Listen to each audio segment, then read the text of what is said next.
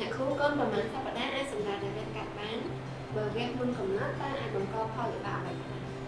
ចាជាទូទៅស្ត្រីត្រូវបានលើកទឹកចិត្តឲ្យសម្រាលដោយធម្មជាតិប៉ុន្តែប្រសិនបើស្ត្រីធ្វើការសម្រេចចិត្តសម្រាលដោយការវះកាត់ឬក៏មានកត្តាមួយចំនួនដូចជាគីឡូកូនធំឬក៏អាងតាគៀកម្ដាយមិនសមស្របមានប្រវត្តិវះកាត់សម្រាលកូនមុនមានបញ្ហាសុខភាពដោយមិនអាចសម្រាលដោយធម្មជាតិបានឬក៏កូនមានទម្រង់បញ្ច្រាស់ជាទូទៅគ្រូពេទ្យតែងតែដាក់ការវិភាគវះនៅ39សប្តាហ៍នៃអាយុគាត់ប្រសិនបើមិនមានភាពចាំបាច់ឬករណីបន្ទាន់ការវះកាត់មុនកំណត់អាចធ្វើឲ្យទារកមានការប្រឈមទៅនឹងផលលំបាកជាច្រើនដូចជាគីឡូកូនមិនគ្រប់មានកម្ដៅនៅក្នុងខ្លួនទាបធ្វើឲ្យមានបញ្ហាទៅក្នុងការបើការអភិវឌ្ឍទៅលើខួរក្បាលមានភាពយឺតយ៉ាវមានការពិបាកដកដង្ហើមជាដើម